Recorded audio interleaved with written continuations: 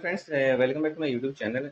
मैं एक्सट्रोवर्ट हूँ, मैं गौरव सर। मैं उम्मीद करता हूँ जो मैंने क्लास 10th की लास्ट वीडियो डाली थी आपको काफ़ी पसंद आई होगी। स्टूडेंट्स, लास्ट वीडियो हमने क्या किया था, अपनी एक्सरसाइज 3.1 के कुछ क्वेश्चंस को कर लिया था। आज हमें आगे कुछ क्वेश्चंस को और करना है, तो आइए इसी के साथ अपनी वीडियो को स्टार्ट करते हैं।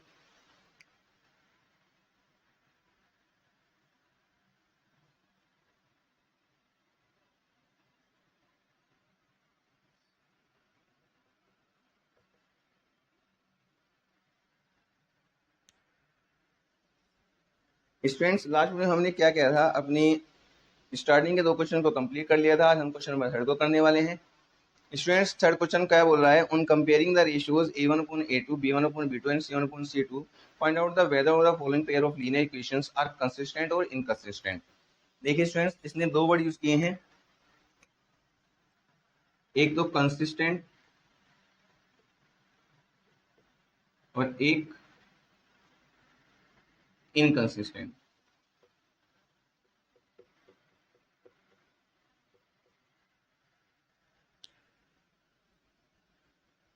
देखिए स्टूडेंट्स, एक्चुअल में होता क्या है स्टूडेंट्स, मैं आपको ये पहले ही बता चुका हूँ इन दोनों वर्ड्स के बारे में। हमारा जो ये कंसिस्टेंट वर्ड है, इसका मतलब क्या है, मतलब कि सॉल्यूशन होना चाहिए, यूनिक सॉल्यूशन हो, तब भी, और इनफाइनाइट सॉल्यूशन हो,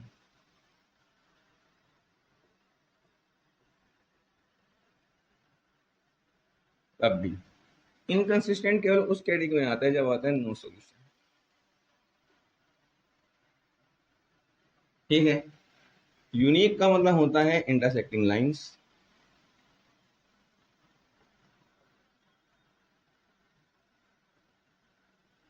और इनफाइनाइट का मतलब होता है कोइंसिडेंट लाइंस।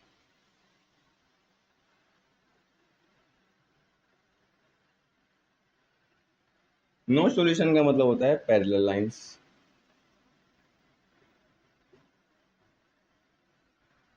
ठीक है स्टूडेंट्स। अब क्या है स्टूडेंट्स, यदि हम बात करते हैं इंटरसेक्टिंग लाइन का क्या मतलब होता है students, a1/a2 not equals to b1/b2, और कॉन्स्टेंट लाइन का मतलब होता है a1/a2 b1/b2 c1/c2, और पैरेलल लाइंस का मतलब होता है a1/a2 b1/b2 not equals to c1/c2। कहने का मतलब ये है, हमें इसके थ्रू ही हमें इस पर जाना है। यदि ये कैटेगरी आई तब भी कंसिस्टेंट, यदि ये कैटेगरी आई तब भी क्या, कंसिस्टेंट। लेकिन यदि ये कैटेगरी आ गई तो क्या आ जाएगा, नो सॉल्यूशन, मतलब कि इनकंसिस्टेंट। समझ गए स्टूडेंट्स। चलिए अब 1 बाय 1 क्वेश्चन को चेक करते हैं।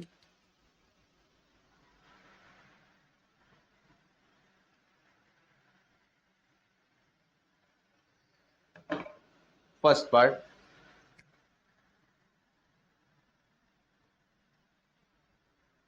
Three x plus 2y equals to 5 and 2x minus 3y equals to 7। ठीक है। चलिए अब क्या करते हैं स्टूडेंट्स, फिर से वही कंपेयर करते हैं इसके साथ। चलिए इसको जल्दी आते हैं, प्लस टू 0 इक्वल्स टू 0। अब करते हैं a1x plus b1y b1 equals 0,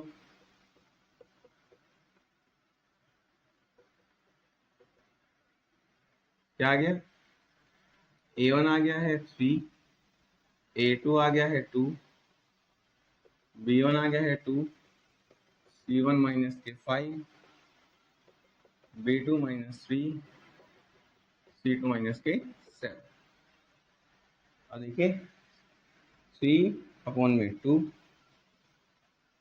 2/-3, -5/-7, ये पॉजिटिव और ये नेगेटिव, कभी भी इक्वल होने वाले नहीं है। इसका मतलब ये है a1/a2 is not equal to b1/b2 since a1/a2 not equals to b1/b2, hence intersecting lines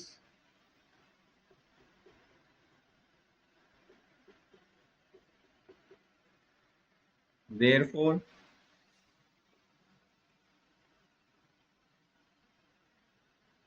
unique solution, hence consistent।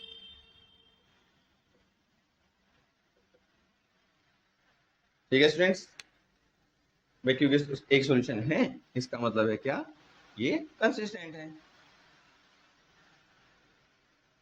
इसमें से कुछ मतलब नहीं है लेकिन इसके भी नॉट इक्वल है। ठीक है स्टूडेंट्स, चलिए सेकंड पार्ट देखते हैं।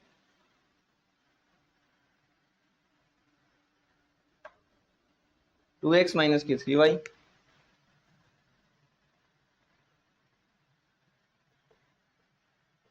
इक्वल्स 8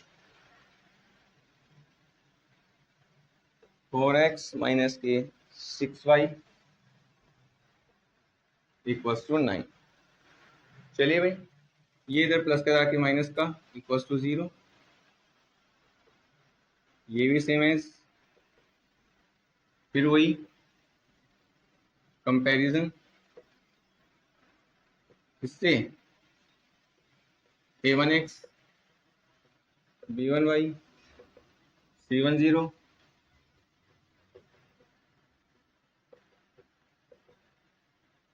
ठीक है, क्या आएगा a1 a2 b1 b2 c1 c2। a1 कितना 2, ये 4, ये -3, ये -6, ये -8, ये -9। फिर से वही 2/4 6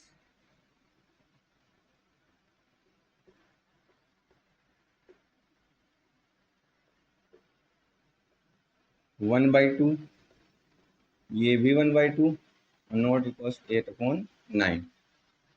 मतलब हमारा क्या है, सिंस a1/a2 इक्वल आ रहा है b1/b2 इक्वल नहीं है c1/c2, हेंस यू कौन सी हो गई, parallel lines.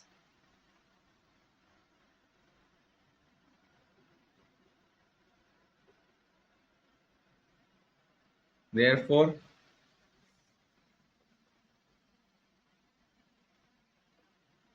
no solution, hence क्या, इनकंसिस्टेंट। इसका मतलब ये इनकंसिस्टेंट है। ठीक है स्टूडेंट्स, चलिए थर्ड देखते हैं।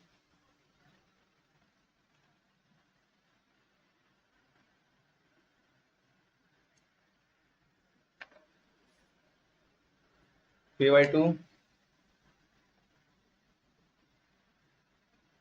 into x प्लस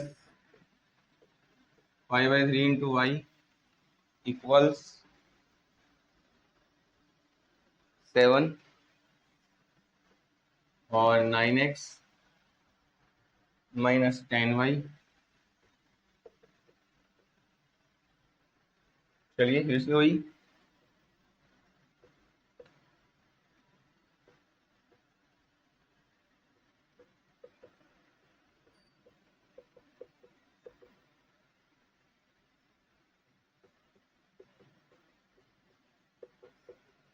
से क्या करी कंपैरिजन, क्या आएगा,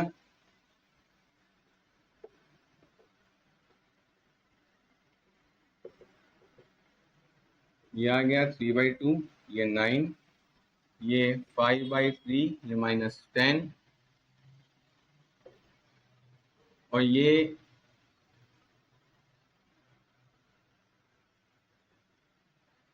C1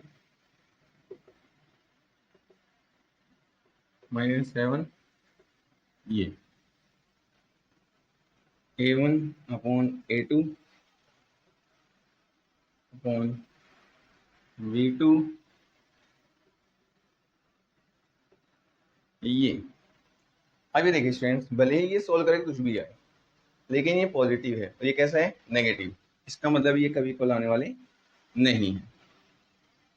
ठीक है, अब इसको बाद देख लो, ये माइनस से माइनस कट गया, फिर से ये कैसा है, नेगेटिव है, कैसा है, पॉजिटिव, ये भी इक्वल आने वाले नहीं। Since A1 upon A2 not equals to B1 upon B2, hence intersecting lines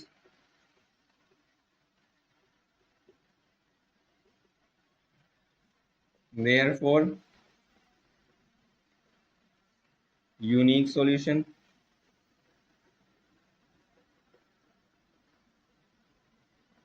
hence consistent। ठीक है स्टूडेंट्स,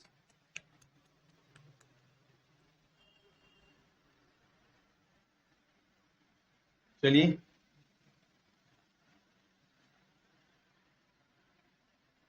फोर्थ पार्ट की बात करते हैं। 5x माइनस के 3y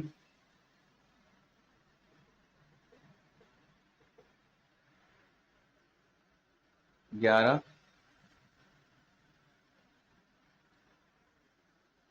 minus 10x 6y equals to -22।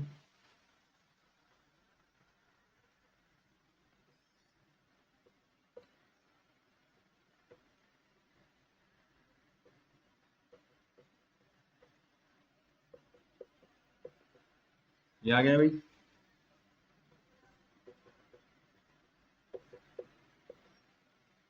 ये आ गया A1 A2 B2 C2। अब देखिए क्या करना है, पहले माइनस इधर 0, ये इधर माइनस का है तो इधर आके प्लस का और इक्वल 0। चलिए अब देखते हैं, ये आया 5, ये माइनस के 10, ये आ गया -3, ये 6, ये माइनस के 11 और ये 22। ठीक है स्टूडेंट्स, तो 5 अपॉन में -10 -3 अपॉन में 6 -11 अपॉन में 22। ये आ गए, देखिए 5 1 जा 2 जा 3 1 जा 2 जा 11 1 जा और 2 जा, यह आ गया माइनस के 1/2, ये भी -1/2 और ये भी -1/2, तीनों कैसे हैं, इक्वल। लिखोगे क्या, since A1 upon A2 equal है B1 अपॉन B2 इक्वल है C1 अपॉन C2, hence को इंसिडेंट लाइन्स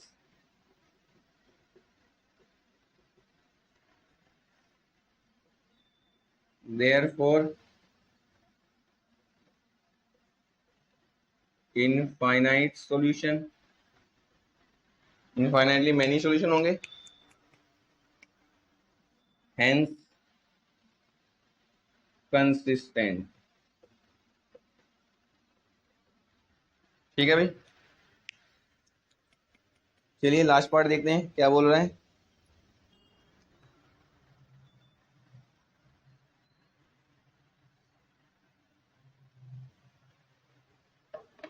फोर अपॉन सी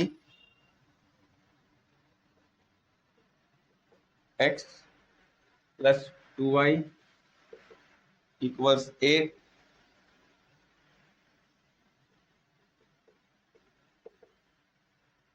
इक्वल्स 12। फिर से वही कंपेयरिंग, पहले माइनस के 8 इक्वल्स टू 0 या माइनस के 12 इक्वल्स टू 0, क्योंकि इधर प्लस का के माइनस का हो जाता है।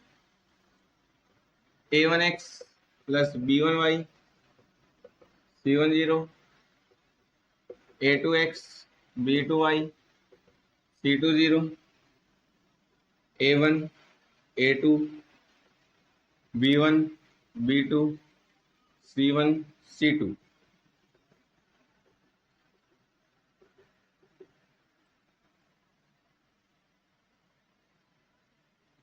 ये आ गया है और ये आ गया है ये। ठीक है, चलिए 4/3/2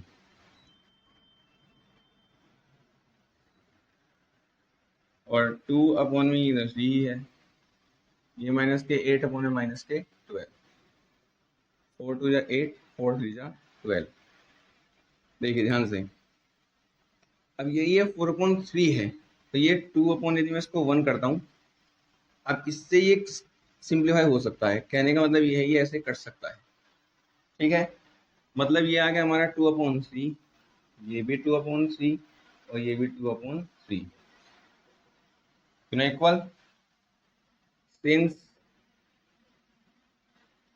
a1/a2 इक्वल है b1/b2 इक्वल है c1/c2, hence coincident lines, therefore